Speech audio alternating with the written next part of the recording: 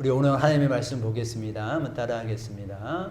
그릇 안에 있는 보배. 그릇 안에 있는 보배. 그릇 안에 있는 보배. 그릇 안에 있는 보배. 예, 어떤 카이스트에서 박사학위를 받고 미국에 건너가서 교수로 안정된 길을 걷던 교수 어떤 한 분이 어느 날 성경을 읽다가 이런 결심을 하게 되는데 그 성경이 뭐였냐? 창세기 11장 32절의 말씀이었는데요. 한번 읽어봅니다. 데라는 나이가 205세가 되어 하란에서 죽었더라. 아멘. 성경에 수없이 죽었다라는 말이 많이 나오는데 유독 아브라함의 아버지 데라, 우상을 만들어 팔았던 데라, 그가 죽었다라는 말씀이 이 교수님의 영혼을 때리신 거예요. 그러면서 그냥 이렇게 살다가 그냥 이렇게 죽겠지. 한 번뿐인 인생 내가 구원은 받았지만 그냥 이렇게 살다가 또 죽겠구나. 이런 마음을 하나님이 주신 거예요. 이게 보세요, 여러분들. 하나님에서 죽었더라. 저게 무슨 은혜 받을 말씀이에요? 여러분들 저 말씀 보고 혹시 은혜를 받으신 분 계세요? 안 계시죠? 그러나 우리가 지나치고 무심코 넘겨갔던 이 말씀도 하나님이 그 마음을 두드리면 저 말씀도 하나님이 역사하시는 줄 믿으시길 축원드립니다. 아, 나도 그냥 죽겠구나. 나도 그냥 뭐 이런저런 삶을 살다가 죽겠구나. 그러면 내 삶이 너무 의미 없는데, 그러면 내 삶이 하나님 앞에서 너무 가치가 없는데, 그냥 너무 소시민으로 살다가 그분은 나라에 가는 거 아니야? 너무 하나님 앞에서 칭찬받을 게 없이 그냥 너무 얌체 없이 가는 거 아니야? 그런 마음이 들어진 거예요. 그래서 저 말씀이 자기 영혼에 반응을 한 거예요. 그래서 그는 미련 없이 보따리를 싸서 선교지로 떠났다라는 거예요. 그것이 그 교심에 대한 하나님의 부르심이었어요. 그를 아는 많은 사람들이 찾아와서 말렸죠. 아니, 꼭 그렇게 해야 되겠냐. 아니, 너 교수하면서도 하나님의 영광 누리면 되지. 그러나 그 부르심 앞에 그분은 거절할 수 없었고 순종하면서 나아가게 됐다라는 거예요. 여러분들, 우리나라 조선에 성경을 전해준 토마스 선교사님이 있죠. 그는 중국 산둥에서 사역을 하다가 거기에서 조선 사람을 몇 분 만나면서 조선이 복음을 한 번도 듣지 못한 그러한 나라다라는 것을 알고 조선의 성경과 복음을 전해야 되겠다라는 열망을 품게 됩니다. 하지만 당시 조선은 세국 정책으로 인하여서 외국인들이 들어올 수 없게 만들어놨어요. 그래서 정상적으로는 들어올 수 없어서 이 토마스 선교사가 그 항해사 또 거기에 어떤 통역관으로 들어오게 됩니다. 하지만 조선의 공격으로 인해서 배가 침몰되게 되지요. 1886년 대동강변에서 그는 27세 젊은 나이로 순교를 당하게 됩니다. 그 배 이름이 제너럴 셔먼호인데 개신교의 최초의 순교자가 바로 이 토마스 선교사예요. 그가 죽으면서 성경책을 건네게 됩니다. 박충권이라는 사람에게 성경을 건네게 됩니다. 본국 영국은 그의 죽음이 실패다. 그의 선교는 실패다. 이렇게 평가를 했어요. 너무 무모했고 결실도 없고 의미가 없다고 평가를 했어요.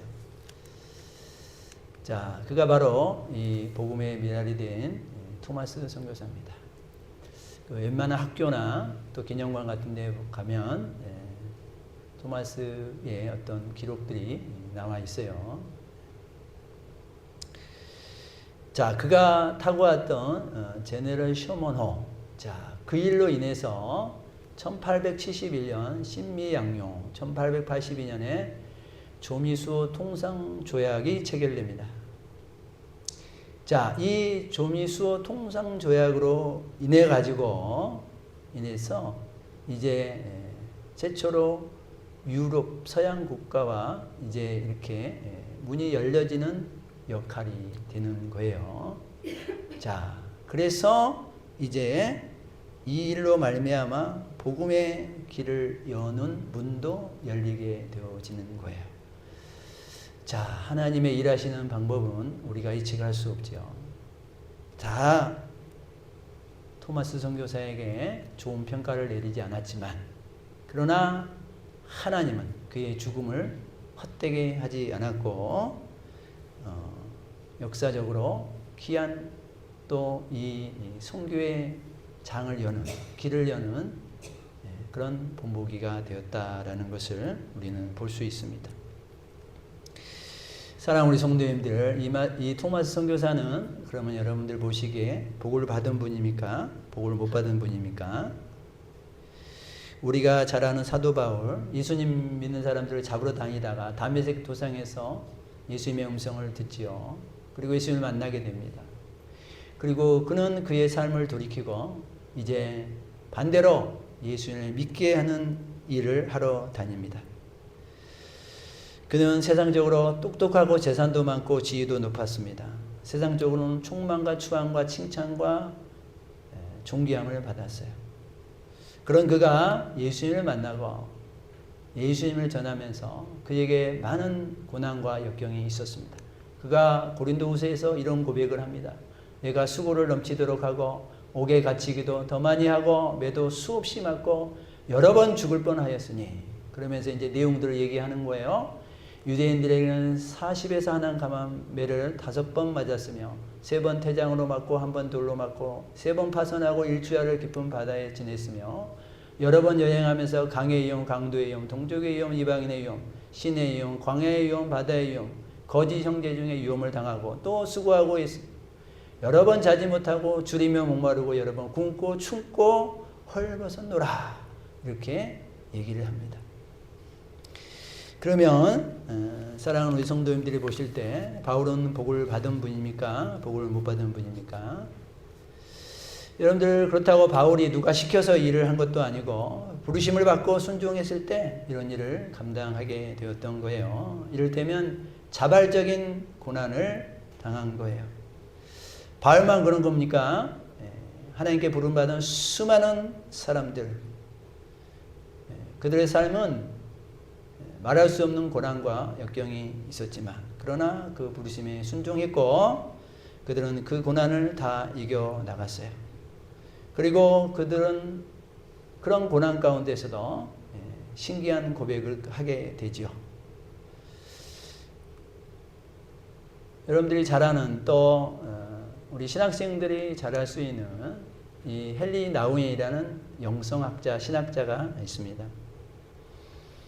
그는 네덜란드에서 태어나서 예일대 심리학을 가르치고 하버드 신학부 교수로 부임해서 가장 지성의 정점을 달리고 있을 때, 그는 그 화려한 직업을 내려놓고 캐나다의 나르시 공동체, 정신지체 장애아들이 있는 곳에서 일을 하게 됩니다. 많은 사람들이 흠모하는 자리, 많은 사람들이 부러워하는 자리, 누구나 앉고 싶어하는 그런 자리를 기꺼이 내려놓고 가장 낮은 자리, 사람들로부터 관심이 없는 자리, 오히려 세상 사람들의 기준으로 보면 실패한 자리, 낭비의 자리, 비효율의 자리로 내려가게 됩니다. 헨리 나우엔의 여러분들 그런 삶을 보면, 여러분들 인터넷 치면 나와요. 여러분들도 얼마든지 보실 수 있어요. 그는 정신지체 장애아들과 생활하면서 자기가 비로소 예수님을 만났다. 그리고 자기가 비로소 영혼의 안식을 찾게 되었다. 이런 고백들을 합니다. 그 정신지체 아들을 보면서 자신의 화려한 직업, 자신의 화려한 언변, 자신의 높은 지혜들을 설명하는데 애들이 하나도 알아듣지를 못해요. 그게 뭐예요? 교수가 뭐예요? 공부가 뭐예요? 이렇게 질문하는 학생들 앞에서 그는 그의 모든 가면이 내려집니다. 그의 세상이 주는 모든 명함들을 다 내려놓게 됐을 때 비로소 영혼의 안식을 누리게 되었다라고 고백합니다. 그리고 그곳에 예수님이 계셨다라고 그는 고백을 해요. 그 낮은 자리, 세상 사람들이 알아주지 않는 자리, 그곳에서 그는 진정한 평안을 누리게 되었다라고 고백을 합니다. 여러분, 이렇게 하나님의 부르심을 받고 스스로 고난의 자리에 처해서 어려움과 고난이 있지만 그러나 그곳에서 그들이 하는 공통적인 고백이 있으니 그들은 그곳에서 가장 축복된 삶을 살고 있다라고 고백을 하더라라는 거예요.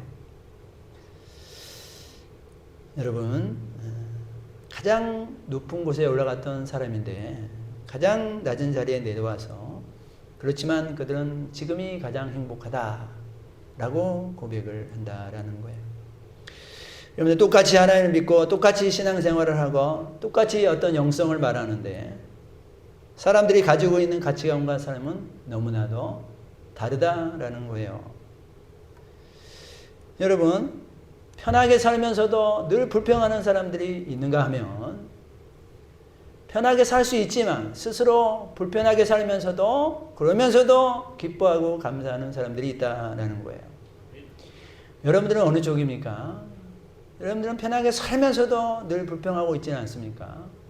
이 정도면 괜찮고 이 정도면 살만하는데 그런데도 내 마음에는 내 입술에는 늘 불평하는 것이 훨씬 많은 그런 삶을 살아가고 있지는 않느냐라는 거예요.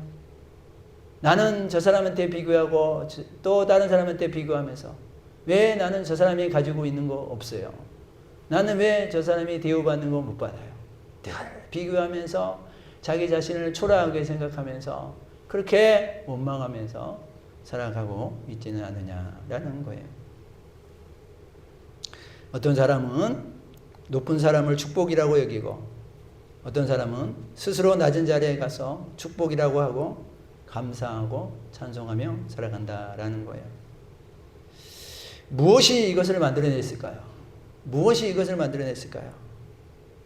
이것을 굳이 말하자면 성경을 보는 눈, 말씀을 해석하는 그 눈의 차이다라는 거예요. 여러분들 오늘 우리의 디모데후서 말씀을 읽었어요. 큰 집에 금그릇, 은그릇, 나무그릇, 질그릇이 있다 이거예요. 근데 거기에는 귀하게 쓰는 그릇도 있고 천하게 쓰는 그릇도 있는 거예요. 근데 어떤 그릇이 쓰임을 받느냐? 자기를 깨끗하게 하는 그릇, 그 그릇이 쓰임 받는다라고 말씀하고 있습니다. 여러분들 우리는요 상대적으로 평가합니다. 우리는 저마다 상대적으로 평가해요.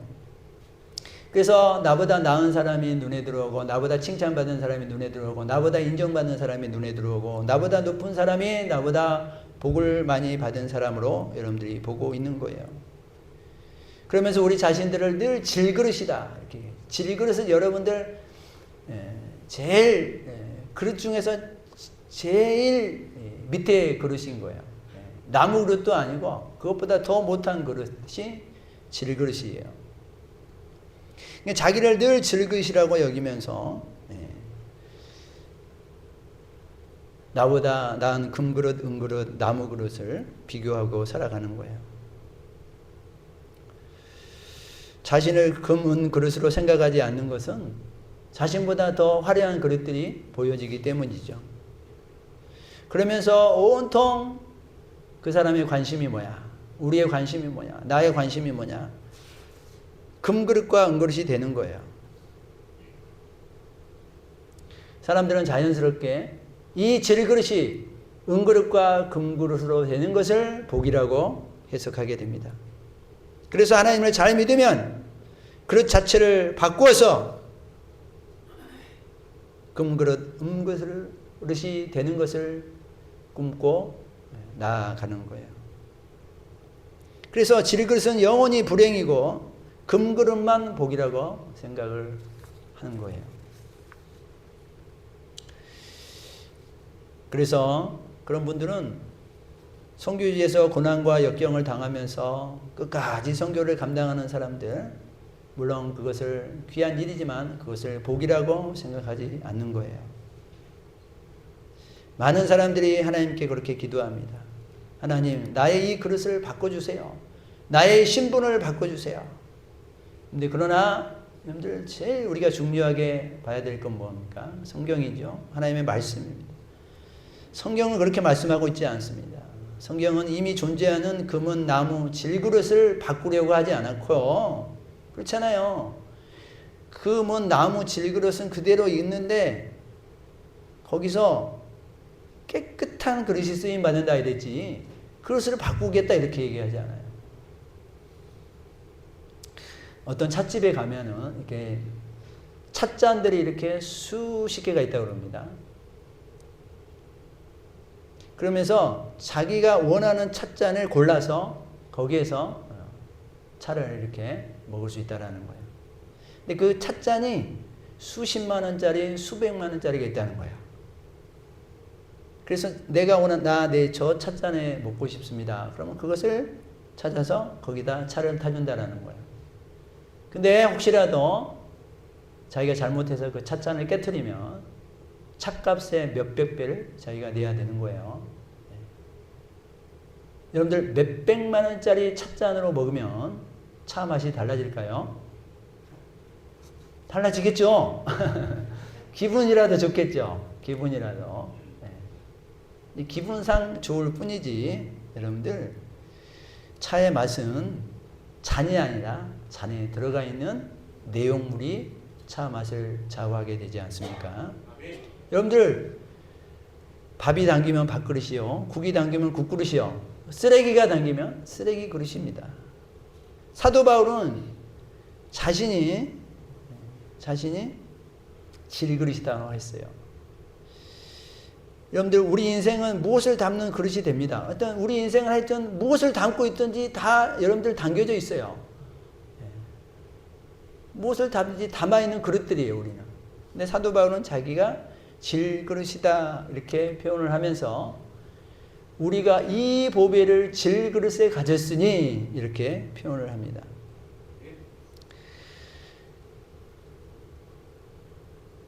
여러분들 진짜 복은 그릇이 아니라 그릇의 재질이 아니라 그릇 안에 담겨져 있는 내용이다라는 것을 여러분들이 꼭 잊지 않기를 주의 이름으로 축원드립니다. 그러니까 그릇의 가치는 금그릇이니 은그릇이니 나무그릇이니 질그릇이니가 아니라 어떤 그릇이든지 그 안에 무엇이 담겨있냐 이것이 성경은 중요하게 우리에게 말씀하고 있다라는 거예요. 사람들은 그릇을 보지만 하나님은 그릇 안에 있는 내용물을 본다라는 거예요. 하나님은 그릇 안에 있는 보배를 본다라는 거예요. 그릇 안에 있는 보배. 그러면 이 그릇 안에 있는 보배가 뭡니까? 바로 하나님의 영광, 생명, 능력, 구원, 이것을 우리에게 허락하신 예수 그리스도, 이거를 보배라고 표현하고 있는 거예요. 보배. 사도 바울은 나는 질그릇인데, 나는 쉽게 깨어지는 질그릇, 누가 알아주지도 않는 질그릇인데 이 안에 보배가 들었다, 이렇게 표현을 하고 있다라는 거예요. 이것보다 더 큰 복은 없다고 성경이 우리에게 말씀하고 있어요. 우리는 이 놀라운 보배를 받아가지고 있으면서도 늘 남을 부러워만 하고 자신의 그릇이 늘 초라하고 또 자신의 그릇이 늘 못마땅해 여기면서 우리는 살아가고 있는 것을 보게 됩니다. 내 그릇의 크기는 왜 이렇게 작은 거야? 내 그릇의 모양은 왜 이 모양인 거야? 내 그릇의 재질은 왜 이 정도밖에 안 되는 거야? 내 그릇의 재질은 왜 흙인 거야? 그러면서 열등감에 빠지며 살아간다라는 거예요. 여러분 다시 한번 말씀드립니다. 하나님이 말씀하신 축복은 그릇이 아니라 그릇이 아닌 보배다라는 것을 꼭 잊지 않기를 주의 이름으로 축원드립니다. 여러분들 예수님을 믿으면서도 이 보배의 가치를 모르는 사람, 예수님의 가치를 모르는 사람은 늘 불평하고 살아가는 거예요. 늘 원망하고 살아가는 거예요. 평생 금그릇 은그릇만 쫓아다니면서 자기는 평생 늘 불행하다고 여기면서 살아가는 거예요. 그러면서 슬퍼하고 그러면서 속상해하고 그러면서 자기를 초라하게 여기면서 그렇게 살아가는 거예요. 근데 하나님을 믿으면서도 자기 시선과 자기 목적은 다른 데 가 있어. 그런 분들 많죠. 제가 늘 말씀드리죠. 여러분, 하나님이 목적이 되시기를 주님을 축원드립니다. 여러분들, 내가 5년, 10년을 믿는데도 아직도 하나님이 목적이 아니야. 아직도 내 성공이 목적이에요. 아직도 내 출세가 목적이에요. 그러면서 하나님을 수단으로 여기는 거야. 하나님을 수단으로 여기니까 늘 채워지지 않는 자기를 보면서 불평하고 원망하는 거야.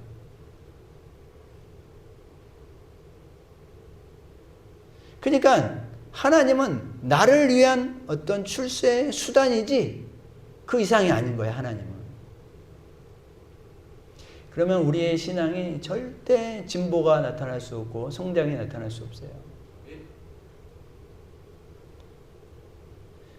여러분들이 하나님을 목적으로 삼으면요, 불편할 것 같죠? 내가 오히려 하나님의 심부름이나 할 것 같죠? 아니요. 하나님이 그런 자들을 세워서 하나님이 일하시는 줄 믿으시기 바랍니다. 지옥 감옥 가서 누명 쓰고 있는 요셉, 그는 그걸로 그냥 죽어도 되는 거예요. 끝나는 거예요, 그의 일생은.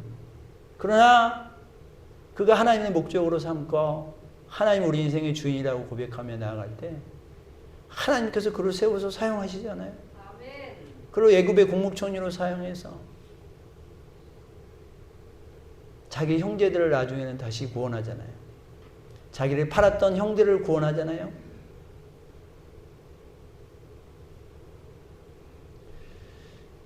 다윗은 늘 쫓겨 살았잖아요.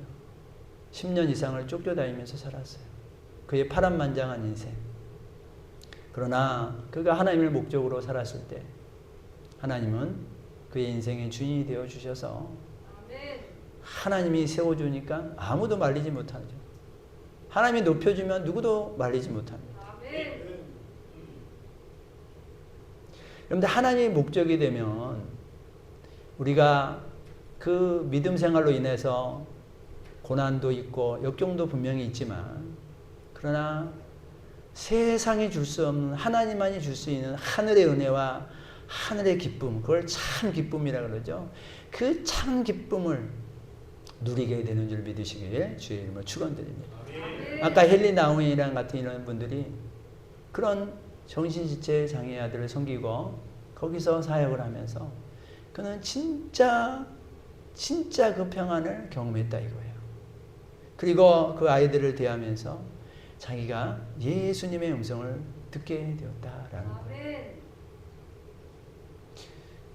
여러분, 세상 사람들은 그래요. 세상 사람들은 얼마나 자기가 유명해지고 얼마나 자기가 이 겉으로 보여주는 이 그릇이 멋있어 보이고 매력적으로 보이고 화려하게 보인가, 그런 거에 온통 목적을 가지고 살아가지만, 그렇게 살아갔던 저와 여러분들을 불러내서 하나님의 자녀로 세워준 그 하나님을 우리가 기억하고 믿으면서 우리는 이제 목적이 달라져야 될 줄 믿습니다. 목적이 달라져야 삶이 바뀌는 거예요. 사랑하는 우리 성도님들, 목적이 안 바뀌면요 절대 삶이 안 바뀝니다. 아무리 하나님을 30년 40년 믿어도요, 목적이 안 바뀌면요 죽을 때까지 안 바뀌어요, 우리 삶이. 어떤 분은 한 달 믿고도 예수님이 목적이 되고 예수님이 주인이 돼서 살아가는가 하면은, 어떤 사람은 40년 50년을 교회 다녀도 그분의 목적이 안 바뀝니다. 그분의 목적은 오직 자기예요. 자기 자신. 자기 중심적에서 벗어나지 못해요. 하나님도 나를 위해서 있어요. 하나님도 나의 건강을 위해서 있어요. 내가 잘 되는 것을 위하여 하나님이 있는 거야. 그러니까 내가 안 되면 하나님도 없는 거야. 그분의 신앙은. 내가 잘못되면 하나님도 없는 거야. 그런 신앙을 가지고 있는 크리스찬들이 얼마나 많아요. 얼마나 많아요. 예수를 믿지만 불행한 길을 가는 거예요. 성경이 우리에게 무엇을 말씀해 주느냐. 나는 그릇 안 보겠다 이거예요. 그리고 그릇은 하나님의 섭리 가운데 지어진 존재자들이에요. 그 그릇을 깨끗하게 믿음으로 살아가는 그 그릇을 하나님이 귀하게 사용하게 하실 줄 믿습니다. 그러니까 여러분들 그릇 탓하지 마시고 하나님이 나라는 존재로 이제 만들어준 그 그릇을 여러분들이 소중하게 여기고 그 그릇 안에 보배가 있는 그 보배의 가치를 여러분들이 세상에 살면서도 그 가치를 잘 증명해 보이며 살아갈 수 있는 우리 한 사람 한 사람이 되시기를 주님의 이름으로 축원드립니다. 보여지는 외적 가치가 아니라 진짜 소중한 것을 놓치며 살아가지 말라라는 거예요. 여러분들 우리는 이런저런 상황으로 불평할 수 있지만 원망할 수 있지만 하나님은 평등하다고 말씀하셔요. 그러면 하나님이 보시는 평등하다라고 하는 것이 무엇이냐? 하나님이 보시는 말씀하시는 평등은 그릇에 있는 것이 아니라 그릇 안에 있는 보배, 즉 예수님인 거예요. 하나님은 이 예수님을 누구나 주었다. 누구나에게 주었다 이거예요. 이 보배를 예수 그리스도를 받아들이는 누구나에게 다 주었다 이거예요. 그래서 하나님이 우리에게 보시는 평등은 누구나가 내가 다 보배를 다 줬어. 다 주었어. 그 보배를 가치 있게 여기는 사람, 그 보배를 헐값으로 보는 사람, 대충 보는 사람, 그 차이가 있는 거지. 나는 너희들에게 똑같이 보배를 줬다 이거예요. 똑같이 보배를 줬다.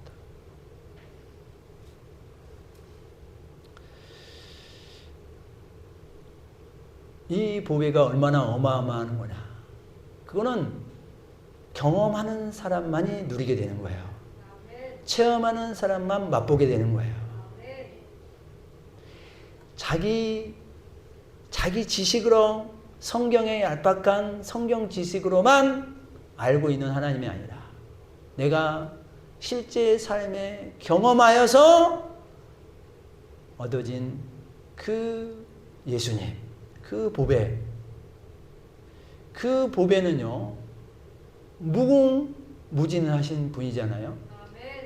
그 보배, 그 풍성하신 은혜와 그 넓은 은혜와 사랑, 여러분들 우리가 이 땅을 살아가면서 어떻게 다 우리가 누릴 수 있어요? 다 누리지 못해요. 그 그릇이 되는 사람은 그 그릇만큼만 누리는 거예요. 여러분들 이 우주 만물의 창조자이신 그 하나님이 얼마나 풍성하시겠어요? 얼마나 크신 하나님이에요. 근데 우리는 그 하나님의 작은 것, 그것 조금 경험하다 가는 거거든요. 그거 조금 경험하다 가는 거예요. 다니엘 같은 사람은 사자굴에서 자기를 구원해 준 그 우리가 봤을 때는 어마어마한 기적이지만 하나님이 봤을 때는 작은 거, 그거 하나 경험한 거예요. 그거 하나 경험한. 모세는 우리가 봤을 때는 어마어마한 홍해를 가르는 기적을 보게 되지만 그 하나님의 영역 중에서는 그건 작은 거예요. 작은 거. 그거 하나 경험하는 거예요. 여러분들 우리의 믿음의 수준이 하나님의 영역 안에 있는 큰 은혜의 비밀들을 누리게 되는 줄 믿으시기 바랍니다. 우리의 믿음의 수준만큼 경험하는 거예요. 우리의 순종의 수준만큼 경험하는 거예요. 그래서 하나님은 공평한 거예요. 그래서 하나님은 공평한 거예요. 하나님이 얼굴 예쁜 사람에게만, 하나님이 키 큰 사람에게만, 눈이 큰 사람에게만, 예? 그런 사람에게만 복을 줬다 그러면 얼마나 불공평해요. 예? 그러나 하나님은 돈으로 환산할 수 없는. 예? 근데 이제 우리 사람들은 이 돈으로 수치를 이렇게 표현해 놔야지 조금 이해가 되기도 하고 그렇잖아요. 이거는 만약에 수치로 제가 표현한다 그러면 어떤 사람은 태어나 보니까 1억이 있고 어떤 사람은 태어나 보니까 빚이 3억이 있네. 어떤 사람은 태어나 보니까 빚이 10억이 있네. 자, 이 보배를 하나님이 주셨다라고 하는 것은 이 보배는 돈으로 굳이 수치를 매길 수 없지만 만약에 수치를 매긴다 그러면 자 5천억 원을 주신 거예요. 자, 그러면 5천억 원을 다 주신 그 하나님 앞에 1억짜리도 마이너스 3억도 마이너스 5억도 그 5천억 원 앞에서는 다 무의미한 거예요. 이 보배, 이 하나님의 은혜, 이 귀한 가치를 여러분들이 그냥 수박 겉핥기식으로만 경험하지 마시고 그 안에 수박 안에 깊숙이 들어가서 참 단맛을 경험할 수 있으시기를 주님의 이름으로 축원드립니다. 사도 바울은 예수 그리스도라는 보배를 알고 나서 자기의 신분, 자기의 지식, 자기 학위, 자기 자랑을 다 배설물로 여겼다라고 고백합니다. 내 안에 이 어마어마한 보배를 만나니 내가 세상에서 배운, 그러나 세상 사람들은 그것이 너무 귀하게 또 중요하게 보는 것이지만 이 보배 앞에서 자기는 명함을 내밀 수 없는 거예요. 그래서 어떻게 해요? 다 배설물로 여겼다라는 거예요. 배설물로. 그래서 우리 사랑하는 성도님들, 교회 안에서 저번 시간에 제가 말씀드린 것처럼 교회 안에서 우리가 세상적인 어떤 그런 거 잘난 체 하러 교회에 오는 거 아니에요.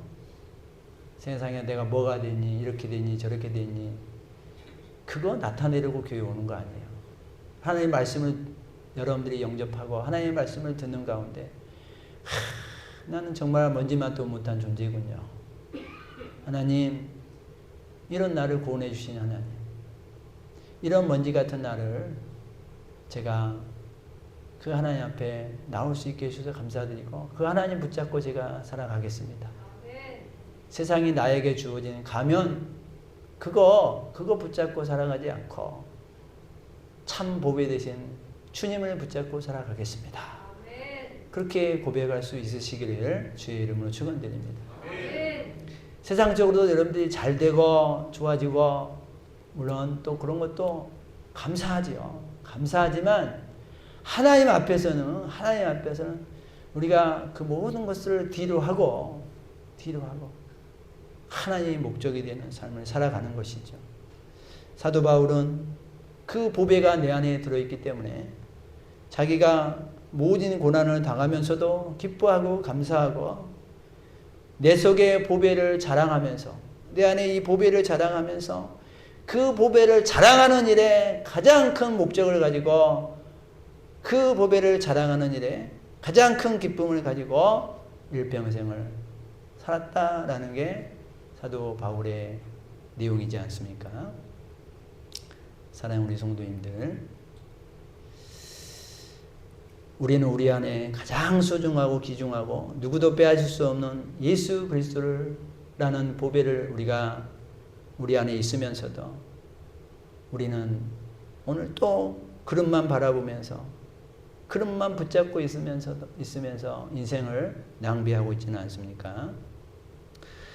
또는 이미 받아 가지고 있는 이 놀라운 보배를 우리가 새까맣게 잊어버리고 세상이 보는 눈으로 내가 나를 보면서 살아가고 있지는 않습니까? 우리에게 주신 하나님의 이 은혜와 구원, 그것을 기억할 때 우리가 가장 부요한 인생을 살아가게 될 줄 믿습니다. 그것을 기억하고 살아갈 때 거기에서 나온 기쁨과 은혜와 자유와 희락과 화평과 감사가 있게 되는 거죠. 그것이 믿음 생활인 거예요. 그것을 기억하며 살아가는 것, 그것을 내 삶에 적용하면서 살아가는 것, 그렇게 살아가면서 그 보배 안에서 나오는 그 은혜와 기쁨, 세상이 줄 수 없는 평안과 안정과 기쁨, 자유함, 이걸 누리고 살아가는 거예요. 여러분들 세상에 많은 사람들은 해돋이를 보러 가면서 해안대 빌고 점쟁이를 찾아가면서 점쟁이에 지어준 운명을 가지고 살아가는, 자기 자신을 고작 그 정도로 보지만 우리 믿는 사람들은 온 우주 만물의 주인으로 계신 그 하나님을 여러분들이 믿고 의지하면서 그 하나님이 목적이 되는 삶을 살아가 그 하나님에게서 흘러나오는 그 귀한 은혜의 줄기 가운데 항상 살아갈 수 있는, 그래서 우리 신앙이 행복하고 어렵고 힘든 게 왜 없겠습니까? 부족하고 어려운 게 왜 없겠습니까? 그러나 내 안에 계시는 그 보배로 말미암아 그 모든 것을 이겨내고 초월하고 하나님 앞에 영광 돌리는 그런 한 사람 한 사람이 다 되시기를 주님의 이름으로 축원드립니다.